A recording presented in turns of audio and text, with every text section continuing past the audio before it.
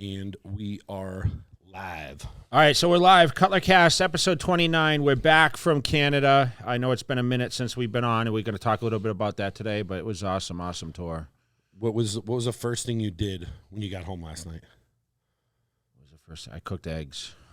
Really? Yeah, I cooked eggs, man. I cooked eggs and had some Ezekiel and some cottage cheese, and you know, it's kind of funny because Angie grabbed the computer and we had to go right to the business, you know, because I've been away for a few days. And so she sat on the couch and I was laying there. I put Ozark on and I was just kind of dictating stuff that we needed to go through just because I'm limited. I'm getting on a plane tomorrow. But she was going on about, you know, looking at all our affiliate stuff. And then all of a sudden I just passed out.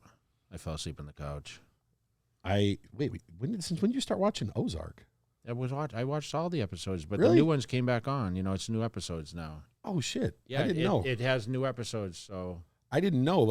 I had shoulder surgery years ago, and when I had shoulder surgery, I sat and watched a bunch of I started watching shows because I couldn't fucking move. I sat there for 6 weeks. That's the only time. I haven't watched shows ever since. No, I watched Yellowstone, and I watched that, and a couple other things. Look at Outer you. Banks I like too. But I don't even know what that is. Yeah, it was a pretty good show. But you didn't ask about my hand.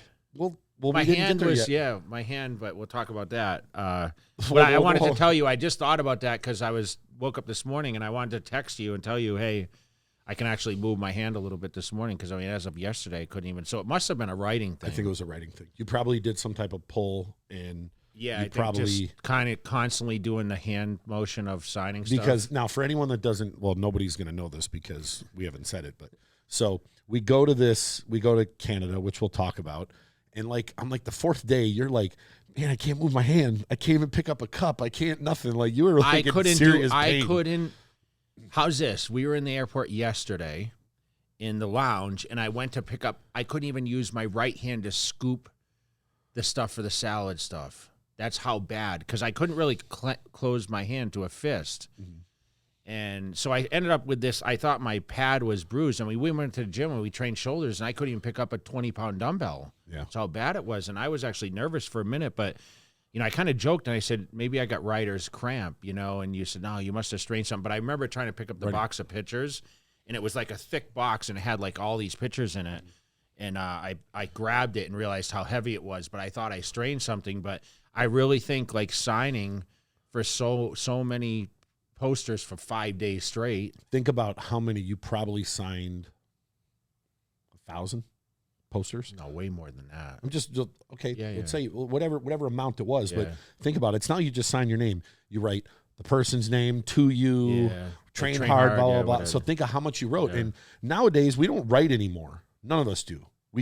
We type everything, text anything. Mm-hmm. Even if I have to sit down and write on a piece of paper 10 things, by the time I get to number 10, my hand hurts. Yeah, but I sound like a little bitch when I'm oh yeah, I had kind of writer's. are. Yeah, I had writer's cramp. I don't want to say that to you. Yeah. You're I'm in the gym. I can't. No, I can't. dude, I can't. My hand hurts because I was writing too much. It hurts so fucking bad, man. But anyway, so the Canadian tour. So we talked about this in the past. We had this big tour scheduled for Supplement World Canada. It got canceled once for you know, obviously the pandemic, and we finally made it happen, which worked out better anyway. Actually, It was scheduled in October, I think, and then we tried to do it into January and whatever, but it was too cold. It was too cold, right? Yeah. And the They still had restrictions were still there. Yeah. So we made this tour up. We had five cities. Stops, but we did 2 on Saturday. So the tour went Friday, 1 appearance. We did 2 on Saturday, 1 on Sunday, 1 on Monday. We flew home yesterday. Yeah. And it was crazy successful. It was Supplement World Canada. I want to thank Josh, all the team up there, you know, a lot of store owners. We started in Saskatoon. You know, we ended up in Regina, Edmonton. Then we did Kelowna, and then we finished in Calgary with Travis and the crew over there. And it was cool, man. We actually flew on a private plane that took us from city to city just because there's no way we would have made it. We did this in the past. Remember we did the tour originally, right? And we were struggling to get, we only did 3 cities. Yep.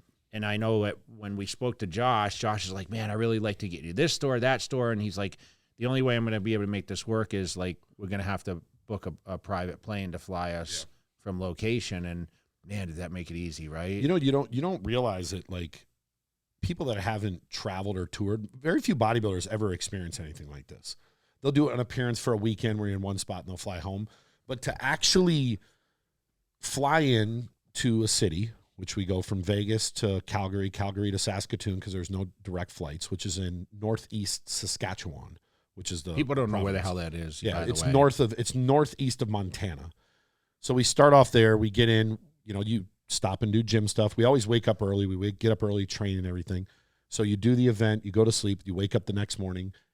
We go worked out every morning. Tell everyone what our schedule. So like we got up at we were training at 7. Yeah. Yep. We get up every morning. We would go to the gym. We actually trained fasted, which we never really do. We did cardio and then train fasted. Yeah. And then we would go back, shower, go to the even though it's still a private plane, you still have to get to the airport and they still go through certain checks. We get on the plane, fly to the next city, land, go straight to the event, do the event, because the events, even though they're only scheduled for 3 hours, they went 5, 6, 7, 8 hours. So you get done at 10 at night and you're going back to the hotel, sleep, get up to do it the next day. But the longest day was still the Saturday, because we got done in Saskatoon to do the event. We get up in the morning, you know, do cardio, eat, train, fly to Regina. We were there for 2.5 hours. We got done. We left our bags right on the plane, went to the event, came back to the airport, then fly to Edmonton, which it's almost a 2-hour flight, even on a private plane, because now Edmonton is in the next province, which is in Alberta, north central Alberta, Canada. Then we do that event, and then we, you know, go eat, go to sleep, wake up, train, and then jump on a plane and fly to British Columbia, the next one where Kelowna was.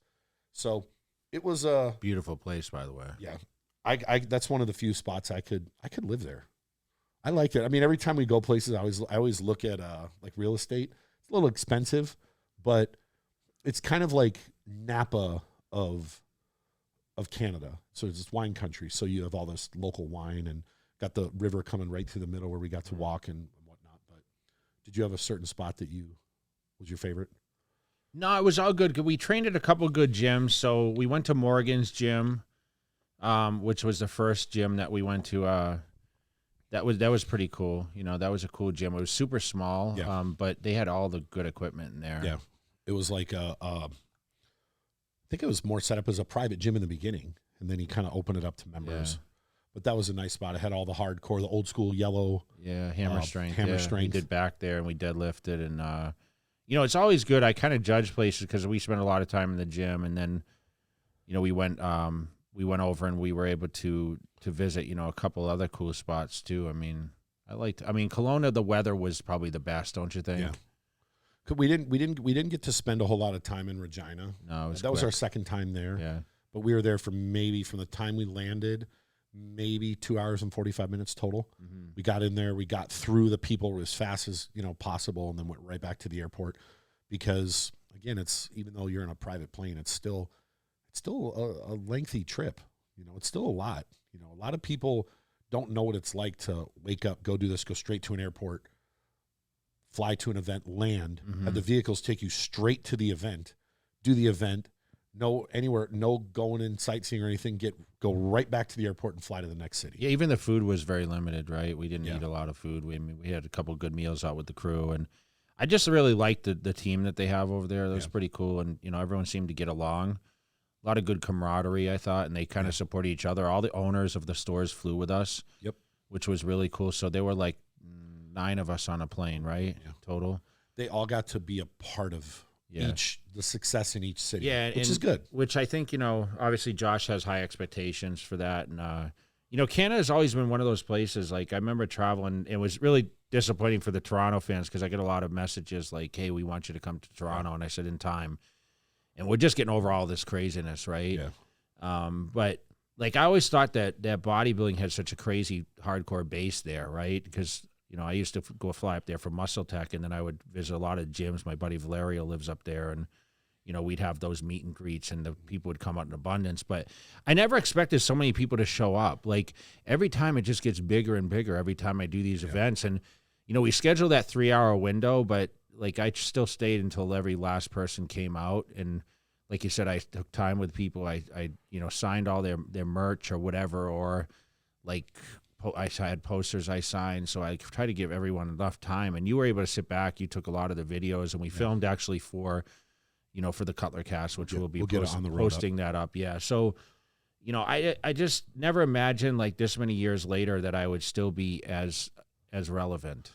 So let me ask you. So why do you think like you haven't competed? You haven't been Mr. Olympia in what? 12 years since you were last time you were Mr. Olympia. 2010. Yeah, 2010. It's been 12 years, and look, I travel all over the world with a lot of people. You're still the most popular. Why do you think that is? And it's not just, this isn't a bunch of people that are in their 40s or 50s or whatever. Half of these crowds we went to were probably 21 and under. Why do you think people resonate with you now when you don't look like, I see you every day, you don't look like you did when you were Mr. Olympia.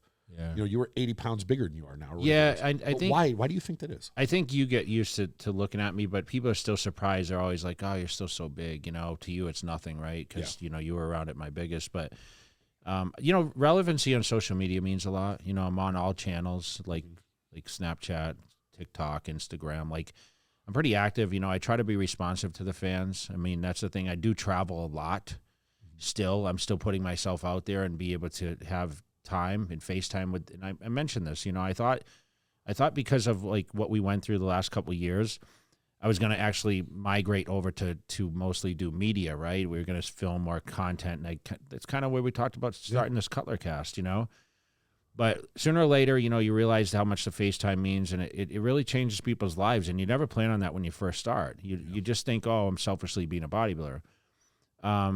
But there's just not a lot of guys out there, I think, that are really, doing a lot of content continually. It's, I always talk about consistency. I always talk about, keeping the trend going. And I think that's the hardest part for everyone. I mean, just like with the diet, relationships, life in general, like you have to stay committed to doing things. And, we're getting on the road. We're still, traveling around, but I don't know. I don't really have an answer. I just started this whole conversation with like, I can't believe I'm still that relevant, so I really don't have an answer for it. Like maybe, people can relate. I always wasn't great at what I did. I was an introvert. I had to come out of my shell. People watch my early videos. They can see that.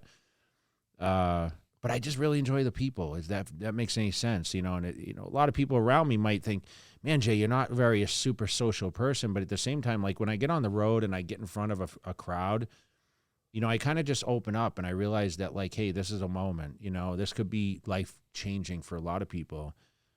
And some people need that motivation, me just getting on social media and, showing what exercise I'm doing for the day, or showing me in my office working late at night and, clocking out at 8, 9 o'clock and still doing what I do on a daily basis. Like, we still go in the gym and we train, and you talk about like, that whole tour, it just was like nonstop. And you watched me eat the food that I eat. Like I still eat on a healthy diet.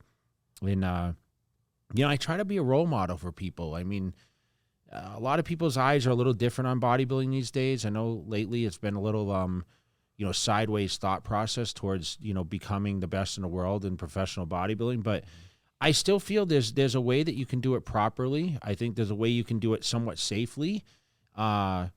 And, listen, a lot of us, like the Haneys and the Yateses and Ronnie Coleman's, Phil Heath, all of us, Brandon Curry's, like we are all destined for some sort of greatness, right? Yeah. And so I don't want to leave anyone out. Dexter Jackson, Roden, all these guys, some of the greats. Arnold, you can go back to that era. Like there's just certain levels to what we do. And I just really, my mom called me this morning and she saw the lineups at these events and she's like, I just love the fact that, like, you're still Jason, you still haven't changed from like, with all the popularity and the success. And, we all measure success different ways, right? We have our different views, but like, I sometimes wonder why they continue to line up and come see me. And, I don't know, maybe you have the answer. If I were to pinpoint it, I would say it's authentic. You're authentic. And I've been around people for years and years that have traveled and done appearances, and there's a difference between someone who you've built a foundation, and the way you are now is the same way you were 20 years ago. Yeah. You actually give a shit. Where a lot of these people, when you go do appearances, it's a show to them. They don't want to be there. They don't like it. They don't want to give the interaction. And the people that are around know that. There's a big difference when someone walks up to you and says, hey, nice to meet you. I'm a big fan of you. And you go, yeah, okay, here, take a picture. Bye. There's people that do that. Or when someone comes up to someone and says, hey, I want a picture, and they say, no, I won't. To where when someone walks up to you, hey, what's your name? Where are you from? How'd you hear about this event? Really? Oh, you're pretty big. What are you training today? What's your favorite body part? Like, you actually spend a little time with them, and sometimes they'll tell you their story, and you listen, and you talk to them, and you interact with them. But every one of those fans, when you do that, they go back to their social media and they talk about their experience that they've had. It's an experience to meet you because you put in that effort. But you've been doing it for so long that, like we talk about, like planting seeds. Like I always say, go plant seeds. You never know when they're going to grow. You've been doing this for so long that people that show up to see you, like that one guy showed, he came up and he showed you the brochure from when you guest posed 15 years ago. He still had it. You made an impact on him. No, sorry. It was 22 years ago, by the way. Oh, okay. It was 2000. Okay, 22 years ago, he still had the pay stub. He had the pay stub. He had the brochure. He had everything that showed you in that. And you guys will see that on the video. And you made such an impact on him then that he saved it. And once again, he came out to see you. But how many times do we go do events with people, and you'll say, "Hey, you met so and so. How were they?" And they're like, "Oh, he was an asshole." Or he did this, and you're like, damn, like that impression. If you leave a positive impression with someone, they're going to tell 10 people about it. If you leave a negative impression, they're going to tell 100 people about it, and they're going to tell people over and over and over and over again, and they're never going to live it down. Mm-hmm. So what it comes down to is you actually take time and invest your time into people. And I always say this, time is the most valuable currency we have. And when you give someone a little bit of your time, they become a fan forever. And a lot of people won't do that. Nowadays, guys think they can just do it from their couch on social media, but that's still not, it's there, but it's still not real. That human interaction still matters. That's just my opinion. Yeah, I think that. I mean, I think, I tried to repost everyone's pictures, if you notice this time. Yeah. Like, we did a lot, and I told you, hey, go around and film this stuff. But I can tell people's nervous energy sometimes, and so many people said, man, I'm really nervous to meet you. And I said, why? But I was thinking back as people told me that, like, if I was a young, and listen, you mentioned, like, the age bracket. Like, a lot of these kids were, like, 13, 14, 15. Yeah. I think They're that was really the majority, young. Yeah. And some of the parents brought them, which I thought was really nice. It was good to see, and it kind of brought me back to, like, when my mom brought me to my first shows, and spent time with me. My dad didn't really come till later. But like you always have the support system, and it's necessary in what we do. But also, it takes time to build confidence, and I feel that a lot of people in this era, they lack the confidence, and that keeps people from achieving greatness sometimes, and that's why there's like a delay in some people's greatness, right? And I think that was something that I had to learn in order to be super, is to kind of more believe in myself. And as you progress, what kept me more motivated was, seeing the progress in the gym. Like, the arms would get bigger and the lifts would get stronger, and people would compliment, right? So when I see, like, a decent physique, I always try to make compliments. And I want to mention, like, the gyms we went to, like, I mentioned Morgan's gym we trained at, and then we trained in Edmonton. We trained, like, this break off of the hotel. It was absolutely amazing, right? I think I filmed some on my phone, but I have to transfer it over. But it was crazy because, like, they had been telling us, like, Josh is like, hey, when we go to Edmonton, we'll train at this gym. And I'm like, yeah, okay. He's like, it's a hotel gym. But I ran into one of the trainers there, and he told me that this actually was a private studio, and then they joined with the hotel, but it was actually connected to the arena. So I think what happened is, whenever athletes would come into town, they'd stick them at that hotel, because it was a JW, and it's right across the street from the Edmonton, was it Oilers? Yeah. Is it? Yeah, the Oilers hockey arena. Yeah. So when people would come in town, they wanted a nice gym. So, I mean, the dumbbells went up to 100 pounds, and they had plate-loaded machines. Yeah, and you made the joke, you ever seen a hotel gym that had 100 pounds? But we gave it a train there. They had awesome equipment. They had step mills. They had crazy treadmills. And, you know, that always, you know, I met a lot of people in the gyms and like, oh my gosh, Jay Cutler, why are you here? And, you know, I went in the gyms and I trained and, you know, I try to compliment on people's physiques, but even in Kelowna, when we went over and trained at that Iron Energy, is that what it was called?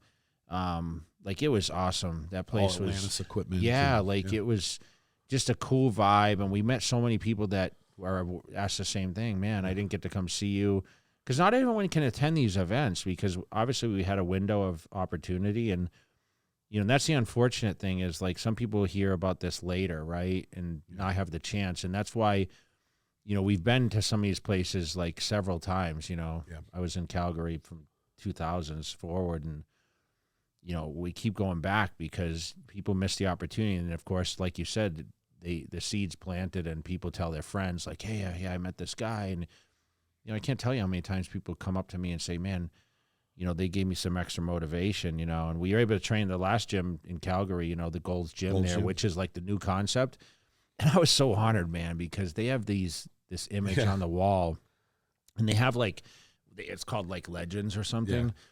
And it was like, it has Arnold and it has, you know, Dorian Yates. Yeah. Dorian Yates and Ronnie Coleman and myself, you know, and I was like, man, looking at these walls and someone asked me like, what does that feel like? You know, I was just going to say, what does that feel like to see yourself? Yeah. And, you know, I said, you know, when I was 19, you know, I walked in Gold's Venice and I saw these pictures of these Mr. Olympias on the wall. And I thought, man, if I could ever have my picture up there, you know, and sooner or later it was me. Right. And man, it was just quite an achievement. And now, of course, to be branded in the new age Gold's gyms, you know, all over the world with that signature stuff up there, it's just like, man, I made it, right? You know what's going through my head right now?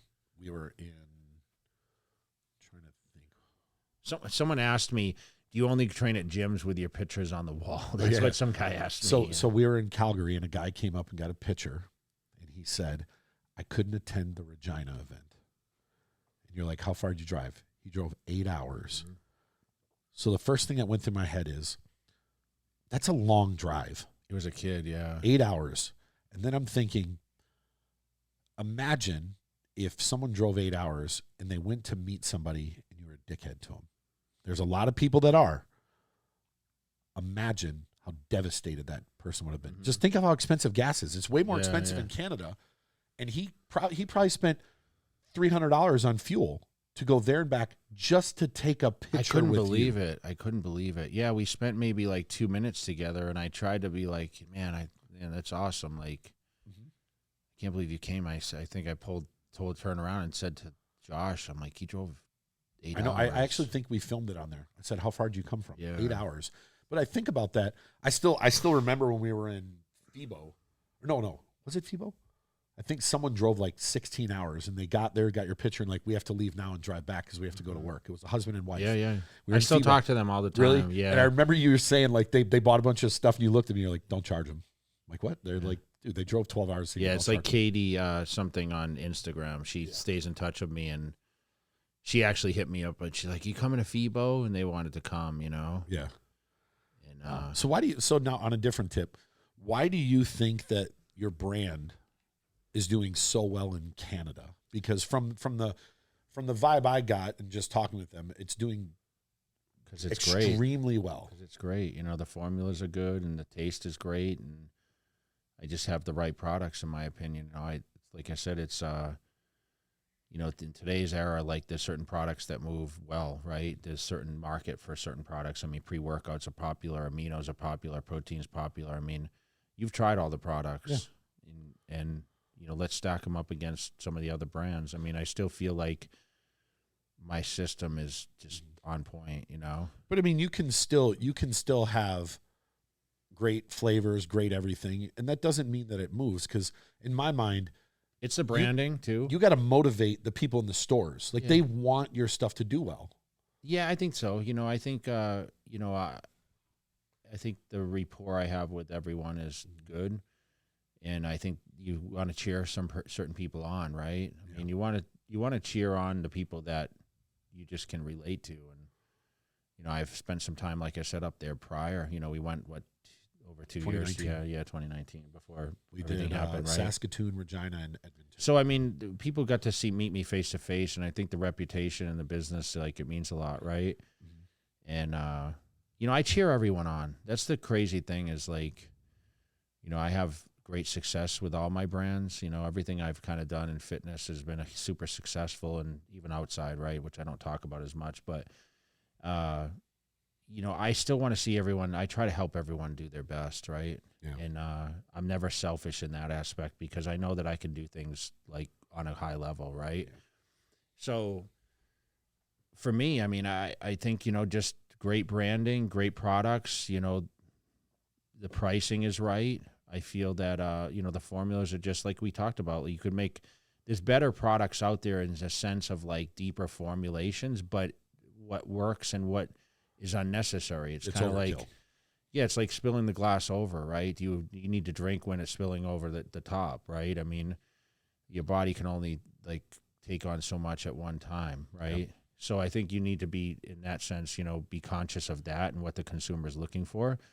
And it's the general population. Like, my marketing for my products, like, listen, it works for bodybuilders, but people just in general fitness too. Yeah. And the women, I don't have beta alanine in the pre-workout, which is huge. You know, so no tingles, no itching, that kind of stuff. I mean, I have an option for it to add to it, but it's outside of the product. And I think that makes a huge, huge difference in this market today. Yeah.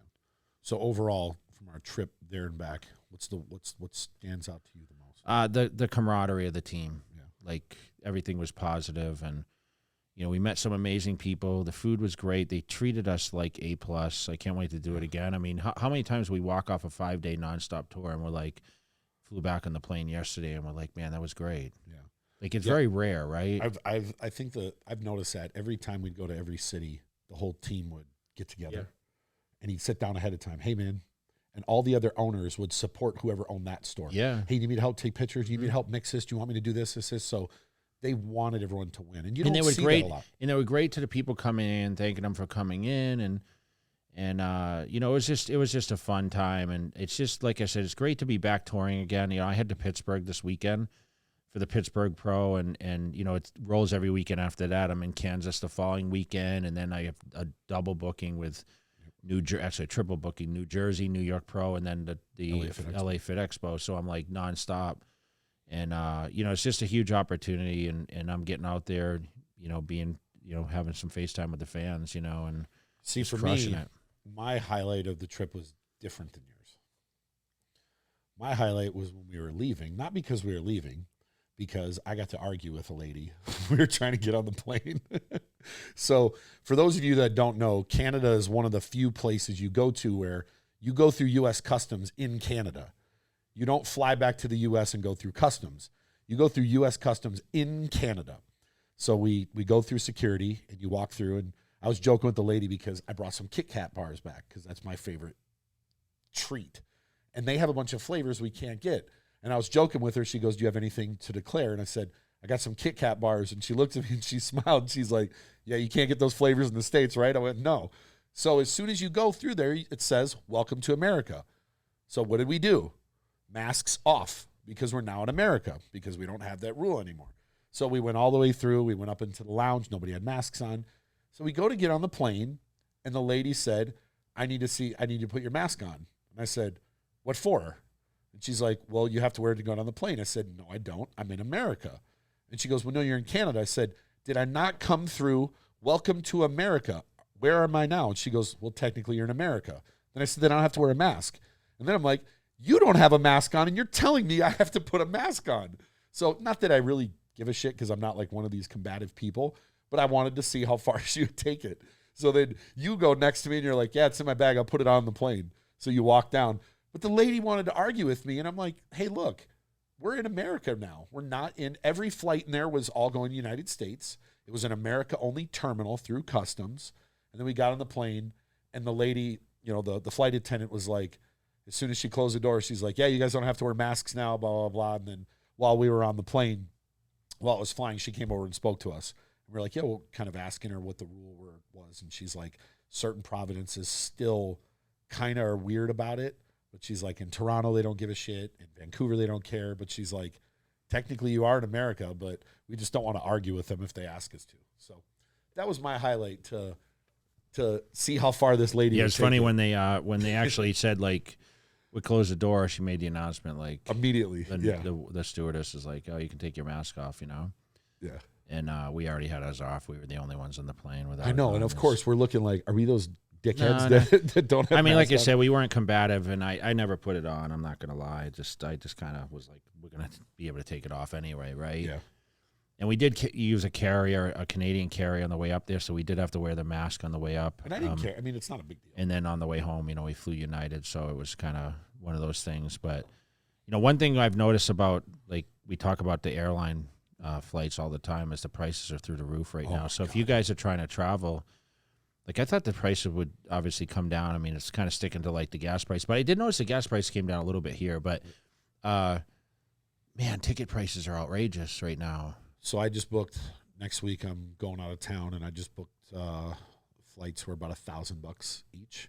I looked at going, and I still might. I don't know. I might go to the Pittsburgh Pro. Like when I looked them up before, it's like $1,400-$1,500. I paid $1,000 for round Southwest. trip for Southwest, $950. I looked up flights to go to South Carolina for an event. They were $1,500-$1,600, and I'm and all these flights are booked, and I'm thinking, who the hell can afford this shit? Like, I mean, we travel every week, so at the end of the year, you're like, this is $100,000 a year just for flights. Yeah. But even flights I just booked to LA for 2 weeks for the LA Fit Expo. Usually last minute they were always $50, $60, $70. Now they're $279 each way.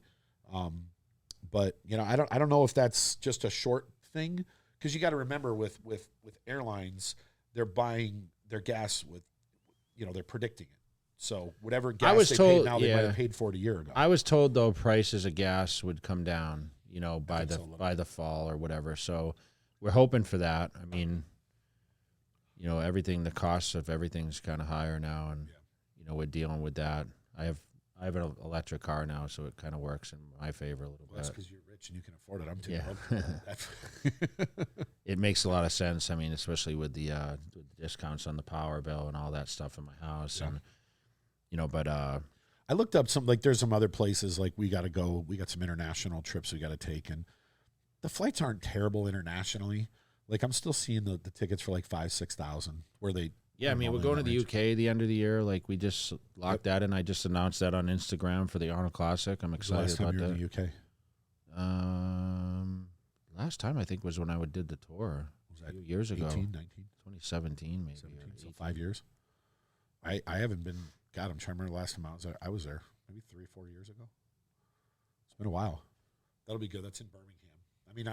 I know we'll add more stuff to it because we do have a lot of people reaching out to try to get you to come up here while we're in Europe, because they know you're not just going to fly overseas. A lot of people ask me though, where do I like the most? Where do you like the most?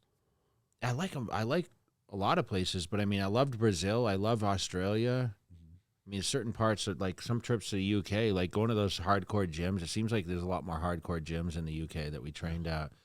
That's the sick part. That's a bodybuilder in me, is like that. We go on these things, and it's like, I'm texting you early in the morning, like, okay, let's go to the gym, right? Yeah. And sometimes I have to kind of catch myself and realize that I don't need to train as much as I do. But, like, you get around that environment, and you're like, I need to go to the gym, right? Because everyone else is like, hey, what time are you training? And we call it training, right? So other people say I want to lift or I want to work out. Yeah. And I just like to experience the gym culture because, like, I still have that bodybuilder mentality on my side. I don't train like that, but at the same time, like, I just want to check out, like, what the culture is in these places that we travel to. I mean, it's going through my head. We were going to the last day. We were going with Travis to the Gold's Gym, and you didn't even catch yourself. But I just noticed you're like, "Are we gonna be able to get in there?" Yeah. It's like, what do you mean? Like, yeah, you'll be all right. We'll get you in. Like, you still treat it like anywhere else. Like, you're going to go wherever we know, we'll be okay. And we're not going to have to, whatever to get in. So you're like, are we going to be able to get in there? And Travis kind of looked at you like you're nuts. Like, yeah, I'm pretty sure I can get you. Yeah, it's kind of funny because, like, we had to plan it so, like, it didn't affect these appearances. And, I think we were training early at some of these places, but we stayed behind and trained, like, in the city after we after we had the appearance, so it wouldn't affect the appearances. Yeah. Because we knew a lot of people would probably be, training in the gyms. But it's just really cool now to see like the younger generation. I didn't start till I was 18 years old. I don't know what age you started at, but around then. Yeah, I mean, these kids are like 13, 14, and the parents are supporting it because I think it's a good path. And I always say this because, like, structure to be fit is necessary, right? So you have to train on a schedule, you have to eat on a schedule, sleep on a schedule, and just feel really like, these younger generations, I always thought like they're not as motivated, right? I think that a lot of kids sit in front of video games and they're presented bad food, right? They eat a lot of preservatives and whatever in the foods. Like we talk about the food difference between here and Europe, right? Yeah. I mean, you were on tour in Italy and, you're like, man, the quality of food is just so much better, right? Than what we get in the States. And the education on nutrition is just so few and far between. But now with social media, I feel like people look at the bad things about social media, but there's a lot of good things because they can follow positivity in their lives that give them the advantage that I never had. I mean, luckily I had Chris Aceto 2 hours away who was able to become my nutritionist and kind of write a diet for me continually, but and back my career. But with these kids now can just like Google, like, oh, what's the proper way to eat as a bodybuilder? For me, social media, you can get out of it what you want to get out of it. If you want to look at a bunch of negative shit that everyone posts up there and get all angry and pissed off, then you chose to go search for those things. That's your own fault. But if you want to find positive things and motivated things and find ways to learn about health and nutrition and just positive vibes in life, it's there. So you get out of what you put into it. And sadly, a lot of people look at a bunch of negative shit. Well, some people look at different sites. I noticed, like, with you, I'll tell you, like, you find funny memes or you find funny videos because you show me that constantly. But you also, like, there's a lot of news you learn on social media, right? For me, like, I watch more YouTube than probably anything on my phone. Me too. And I watch everything from like real estate to cars to bodybuilding. There's so many different aspects, financial news. But, for me, like, I don't really have a favorite. If you ask me, I watch a lot of sports. I watch a lot of like what's happening on the media. Right now, paying attention closer to basketball because we're coming into like playoff season, right? So I'm watching that. I'm not really a huge hockey follower as much, but baseball I'll watch into the fall, like when they start, getting close to playoffs, because there's just so many games, especially basketball, right? But they're coming down now, and of course the Celtics are kicking ass, right? So I'm kind of excited about that. Just even though I don't follow it as close, it's good to have the home team, right? Of course. That I follow, and to see that. What I love about the Celtics is there's not a lot of superstars, right?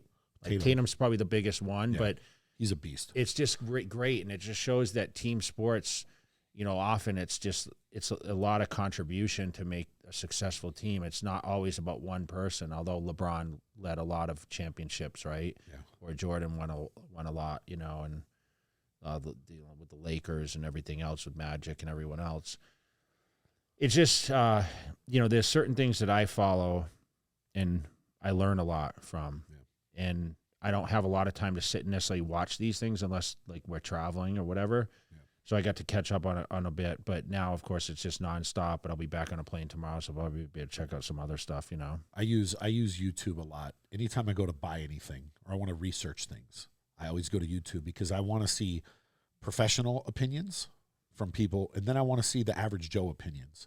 It doesn't matter what it is. You could be wanting to get a new car. Or you could be wanting to buy a new cell phone or a wallet or anything.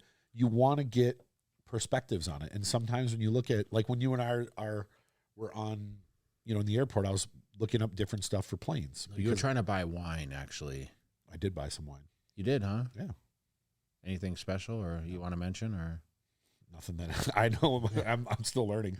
And my uncle's he owns both import licenses for a certain country. He imports all kinds of wine. I never got into wine, man. Yeah. Like, I remember back in the day, like everyone's like, wine is so good for you. But I remember like the doctor that I went to told me, if you drink like glass grape of egg. juice. It's good for your heart. It's just as good, right? Yeah. So I started drinking that, you know. Yeah, but real grape juice, not Welch's. It's just a bunch of sugar. Yeah, it's just sugar, you know. Yeah, no, I mean I like whiskey, even though I don't drink much. Once in a while, I'll have a drink from time to time, but I collect it, and I have very expensive wines.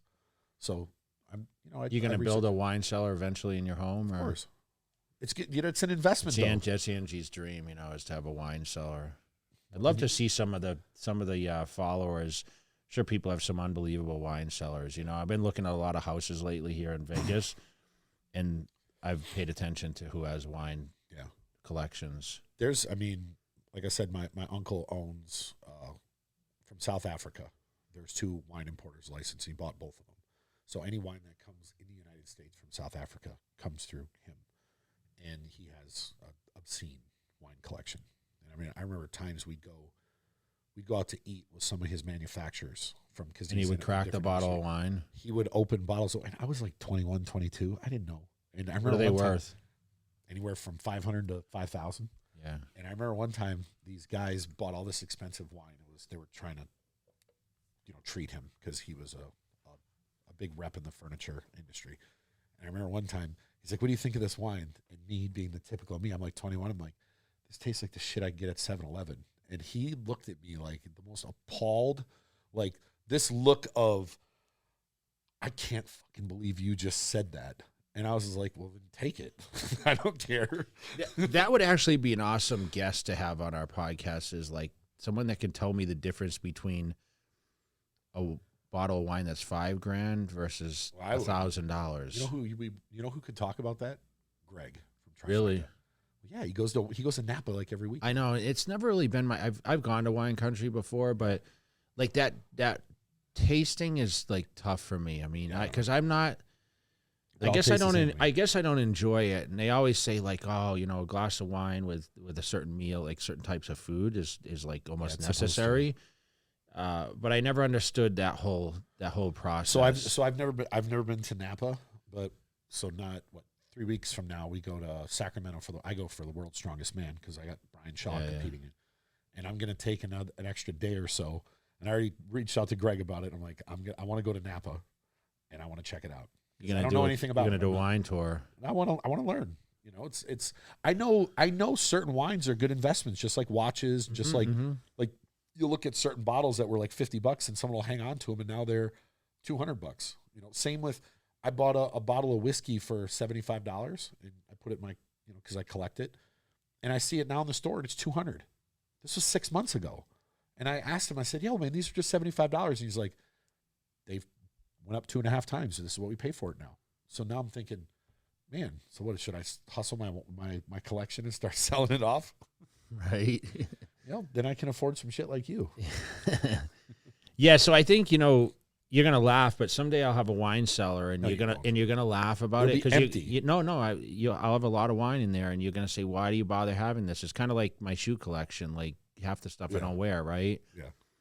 And, no, I'll have a wine cellar, but then it costs you a fortune to fill it because you got to buy shit by the case. Yeah. Does that mean you're going to drink wine every day? No, I mean, maybe eventually I'll start drinking a little bit of wine. I just haven't found one that I'm really like super. See, I like cold beverage, and I drink a white wine. Yeah, I mean, I have a wine fridge in my house, but I never really got it. Like I said, yeah, because Angie drinks. She actually buys a lot. I have 2 bottles of wine. I get upset sometimes because she spends a lot of money on wine. You know, like a wine collection. You know what? Amex just had sent me something. For you can discount, You can get $100 if you buy it on this wine club. They give you like a $40 credit or something.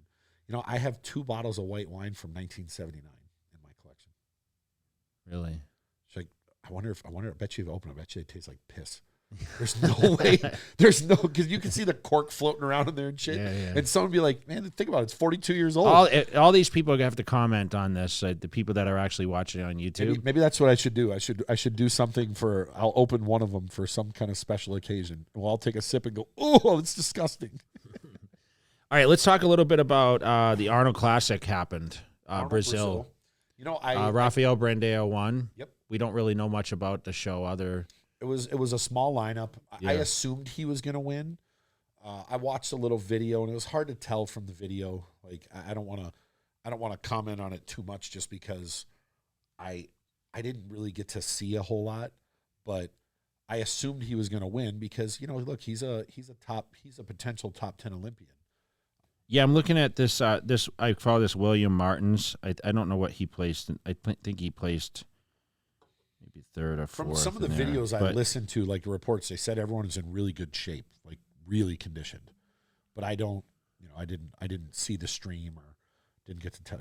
It's hard to tell from some of these. Yeah, streams. I was kind of surprised because they had spoken about the show and they said there weren't as many competitors as expected. It's kind of like last year for the Amateur Olympia, like a lot of people couldn't travel because even with us, we still had to take a test to leave Canada.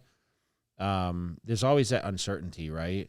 I think it's always tough to get people, especially some of the premier big names. But are you surprised like someone from here didn't go compete? No. Why? Well, because one, Raphael's good. He's a local guy. Yeah. And if you but fuck, like why? What's the difference does that make? Like. Why would you fly away to Brazil? That's like saying these like don't come here because they like the guy lives in the there's Florida, one show whatever. there and there's 15 shows in America. Yeah. So think about it, if you needed to qualify and you lived in Vegas, would you fly away to Brazil or would you go do the show in California? Yeah, I guess there's some coming up, right? There's Texas and Tampa and New York, Indy, Indy and California and Vancouver and Toronto. I mean, these are just shows in North America. True. There's a lot of pro shows. Yeah, so there's a good amount of shows. So it's kind of tough to get it to where someone like Raphael, he lives there, so it's in his backyard. So it makes more sense for him to. So again, if you're a top guy, are you going to want to fly all the way there? And I don't think Arnold was going unless you wanted to. Unless Arnold was there, then it's a bucket list thing to. He didn't travel there. Yeah, he's filming, right? Yeah, he's in Toronto filming or something like that. But I don't know. It's kind of tough to get big names to go to. Well, he was qualified for the Olympia anyway, Raphael. Yeah, he was. So he won Prague. No, was it Prague? How do you think he's going to fare at the Mr. Olympia, Raphael Brandao? My personal opinion, I still, when he's by himself, he looks crazy. But when he stands next to people, he doesn't have that same illusion. Like, can he compete with like a Walker and no? That's just my opinion. Just my opinion. I could be completely wrong. Yeah. But when he turned around, even when he was next to Regan, and Regan was off, and Nathan Diasha was off when they competed against him, and he didn't look as impressive from the back. Is anyone this year looking impressive on social media that you've seen that Nick Walker, yeah. Nick, look, man. I mean, I'll see him this weekend. I chat with him sometimes, and he's like, "I'm coming for Rami," and he's earned, in my opinion, he's earned the right to say that because his first Olympia is in the top 5. So if you're in the top 5, you're within striking distance of but you've seen Bona compete or Brandon Curry, but we haven't seen them since the shows. No, really, we haven't seen them all next to each other. And Rami, we haven't seen much. We'll see him guest pose this weekend. We'll see him guest pose. I think the most impressive person going in, and just so far, is in my eyes is Nick. But that's just my opinion. I mean, Hunter's doing a lot of content. He is He's out there guest posing a lot. I mean, look, Hunter and him are going to both be, they'll be battling it out. Yeah. He was 4th, so you expect both of them. I mean, look, Hunter's within striking distance of winning too. Once you hit that top 5, you're just a little. Once you hit that top 5, you're in a little bit. I don't know. Yeah, the business of bodybuilding, it's a general term, but like in my eyes, like the business was like the fans, the guest appearances, the training, the merchandising. Like, it seems like, Nick's kind of doing that all, right? Yeah. I mean, he doesn't travel as much maybe, but we see him do a couple appearances. I think he may be at the Aries event when I'm there, actually, on the 21st also. But, he took the whole year to prepare now for solely the Olympia, and when I say that about Raphael, that doesn't mean that he doesn't have potential to be there one day. No, he's a young guy. I just don't see it right now. We're talking about the front runners for this contest. Yeah, like him, Regan, some of these other guys, they have the potential. They just have to get it there slowly, and they will. In my eyes, guys like Raphael and Regan are doing it correctly. They're putting the weight on slow, so when their time comes, they're healthier. They don't blow their stomach out to where some of these guys just want to put all the weight right away, and then there's consequences to that. So I think Raphael could be there in a couple years, but going into this year, I don't see him as being someone that's going to be challenging that first call out at the Olympia. I could be wrong though. I mean, look, anything's possible. It's always a surprise. I mean, Yeah, listen, I he moved very up well from could. 8th to almost winning that time. Because you got to remember now. I mean, he's got what 6 months? Seven months before the Olympia. So who knows? When do these guys start training though? Let's see. So the show's in December, so October, so probably August, September, right? September, October, November, December. Yeah, so probably August, everyone starts going to prep unless they're competing in other contests. He could put another 5 pounds on before the Olympia, and he's got that tiny little waist, and he actually has good quads, good legs. You know what was impressive as far as in the gym is James. He too. He's got to qualify, but he's a savage when you watch him train. We watched him squat almost 800 or something the other day. I mean, right? you know, Ian's the same way. Yeah. Ian. The lifts are impressive. The way those guys train, like Ian, when I watch Ian, some of his stuff will pop up from time to time. He's a guy that's training for that first call out. You know, same with, Hollingshead. I mean, look, everyone trains hard, but they like lift obscene weight. You don't see that a whole lot. I really don't know if it's necessary though to continually to train that heavy when you already have certain mass. I think it's more about, and listen, this is speaking from experience, like, people always used to say to me, like, you need to lift heavier in order to beat Ronnie Coleman. Yeah. And I don't think it's absolutely necessary. I think you reach a certain level and it's just more maintenance and just tweaking a couple of things to actually put on. And it's the diet, right? Yeah. It's about eating at the proper times. It's not about eating more. It's about eating more at the times where you need to eat more or your body can handle more in order to reach it. Because you hit that plateau, right? You're 290, 300 at 5'9", and whatever else. I mean, how much bigger do you want to get, right? Yeah. Yeah, we'll see. But that was this is a good episode for coming back. And then this week you're off. And then next week we'll see if we can get a guest on next week. We have a couple people in mind, so it's been great. We do appreciate all the interaction on this. I'd love to hear your insight. Any of you guys, you Canadian people that actually attended the tour, I'd love to hear from you. So if you want to comment and maybe mention the experience, because it does mean a lot. Like I kind of take, these next few days and I kind of reminisce on like the experience, and, every year it's always a new experience. And, we were really excited to do this tour and knock it out.